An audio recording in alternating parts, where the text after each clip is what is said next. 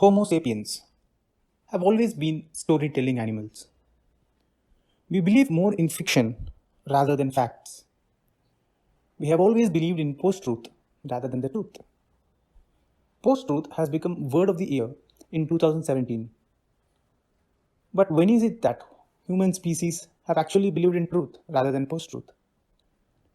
How can we justify the immense belief of human societies across the world in religion if we really believed in truth before 2017?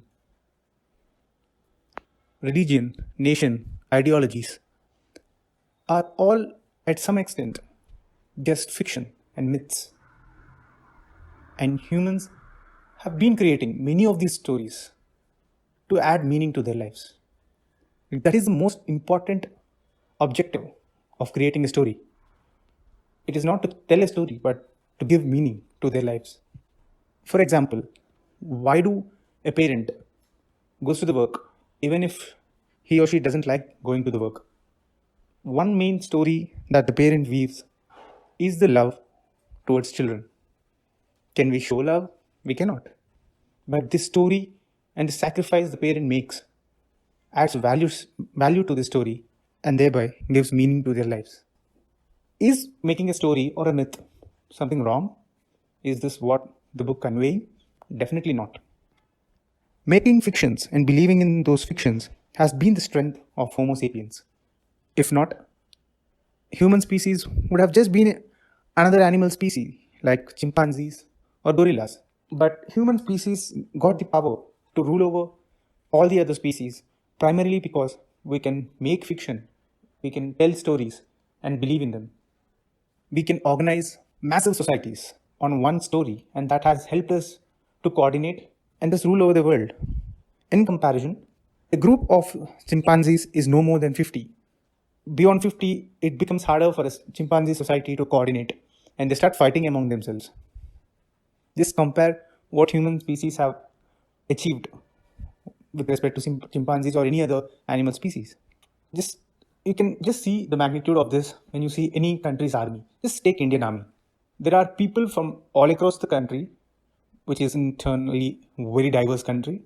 1.3 billion people are represented by the Indian Army who believe in the idea of nation of India and are willing to sacrifice for it. That is what human fiction telling, human stories have achieved to do, to organize people, to make them believe one another. An Indian in the southern part of the country is able to believe and trust an Indian in the northern part of the country, and they together can be a part of a team in an army operation, or they can together start a business. There is immense trust between two people because they share a similar story, because they share a belief in a similar story. And that story can be a nation, a religion, a caste, or anything. When do you think the first stories have begun? We definitely didn't start with the stories of grand stories of religion. Primarily, humans lived as tribes, and very small tribes, probably just like chimpanzees. How they lived as a group of 50 people, maybe even humans lived just like a group of 50s. But then some natural problem would have occurred. In the book, the author explains this taking the example of River Nile. See, the River Nile has overflooded, and human species across the River Nile are very much are suffering because of this. The ingenuity of human species is that these many tribal groups at that time were able to coordinate and tell a story that we are not different and probably we are the same because we are facing the same problem. And such flexibility in changing the story, that flexibility in building a new story, allowed many tribal groups across River Nile to coordinate. And that coordination helped them build massive dams across River Nile, thereby protecting themselves against the floods. Had that story not been there, these tribal groups would have just fought against each other rather than coordinating. Such stories kept increasing in their width and depth, and whenever human mind couldn't answer a question, we just started creating stories for it. Again, for good purposes. That allowed us to increase our sphere of trust. And today, of course, if you see religions like Christianity and Islam, it is definitely very inspiring that more than billions of people can believe in a story. The first of the grand stories is religion, And whenever humans couldn't answer a question that was beyond their logic, they built a story around it. The animistic tribes of India, Latin America, or the three religions, Christianity, Islam, and Judaism, all of them did the same thing. They just built stories around what couldn't be contemplated. After religions, the other great story was nation. Today, in fact, the grand story is nation than a religion. We believe in nations, be it India or Pakistan. We believe in a nation and thus willing to fight for them. We derive our meaning today as an Indian or a Pakistani or as a German or a French from the idea of nation. Later, even ideologies became very grand stories. People were willing, again, to fight for communism and then for capitalism. If you observe, one important thing associated with all these stories is sacrifice or the will to fight for it. The reason behind this is that without sacrifice, the story becomes very plain and unbelievable. You cannot hold to a story for long without being ready to sacrifice for it. Just consider this: any story, you go to a movie, you watch it, you forget it in few days because that story is not very believable for you. You just see it as a pure fiction and you don't believe in it. But the same story, when it is a religion or when it is a story of the God of your religion, you become ready to sacrifice for it. And through sacrifice, we add value to these religions, add value to these stories. And the more powerful the story is, the more sacrifice that it demands.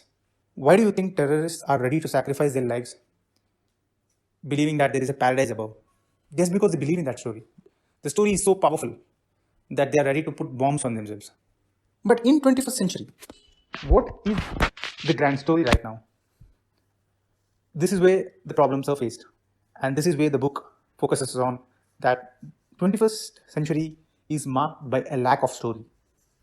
Disillusionment is the characteristic of the 21st century.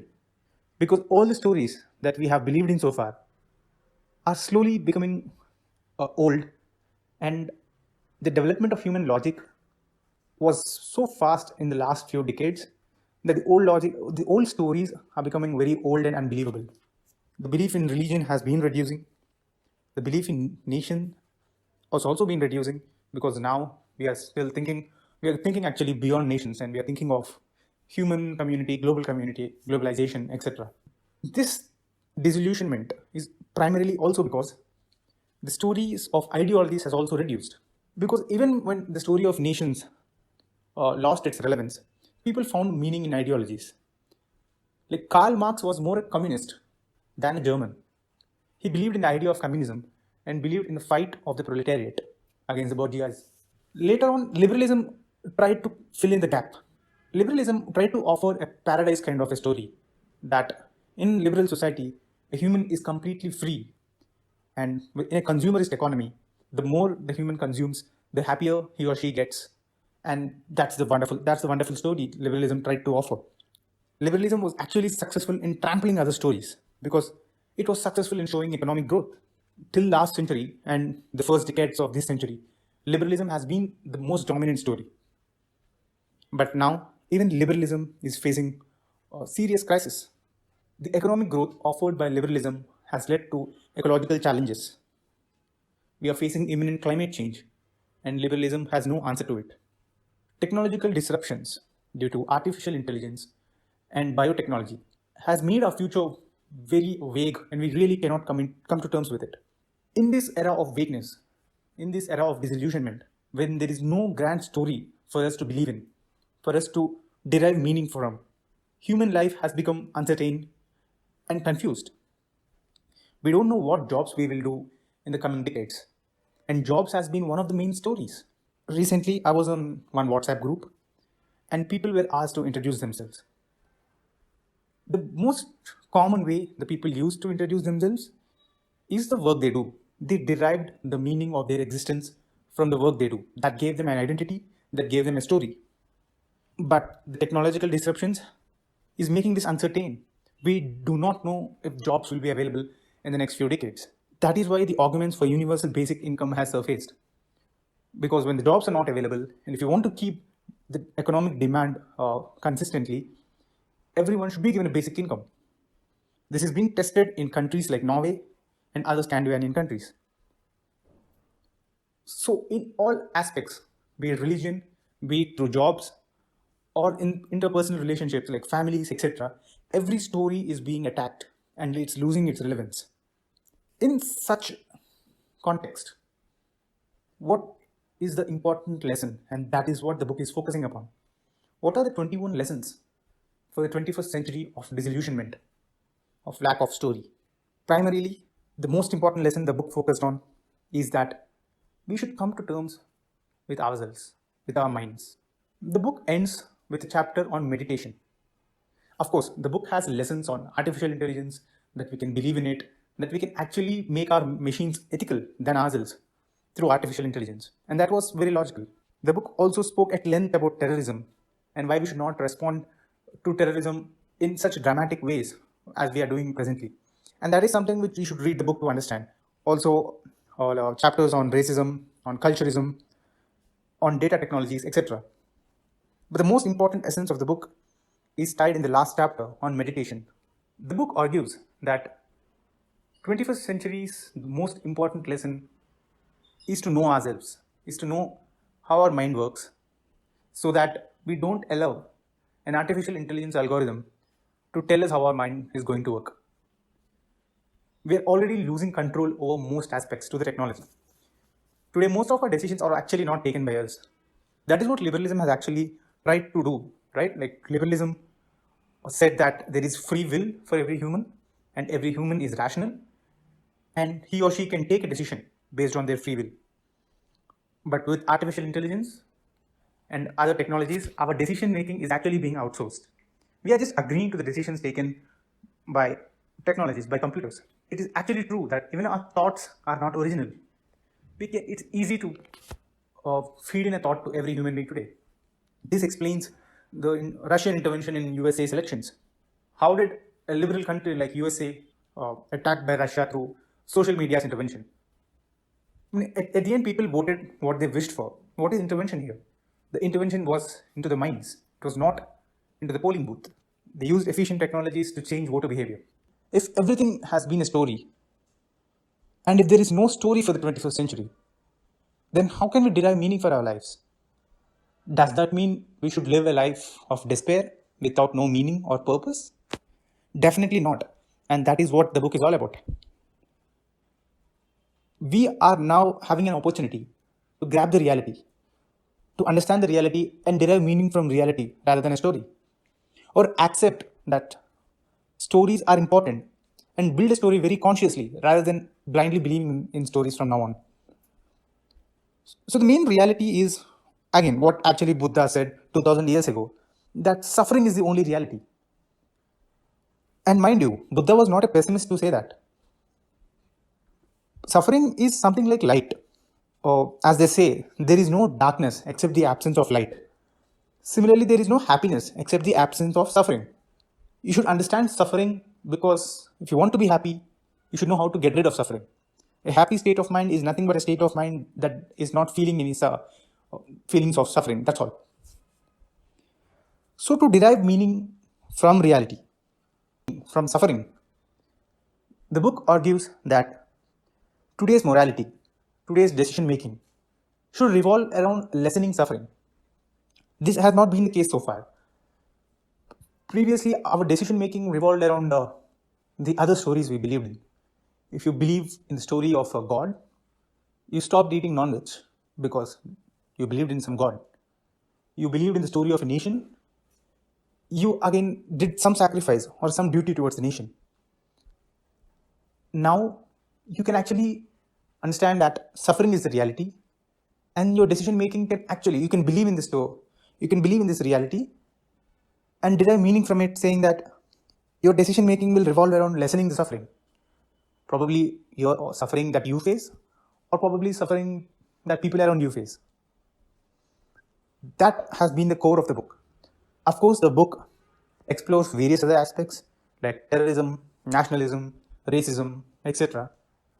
But I think in all the chapters, the book boiled down to this thing, that Every story that humans encountered so far had a purpose to it at a historic time. It served its purpose. And then we have built new stories when old stories became irrelevant. And in the 21st century, there is no story for us. That led to disillusionment. And that is why we see all the uh, geopolitical flux going around, the trade wars.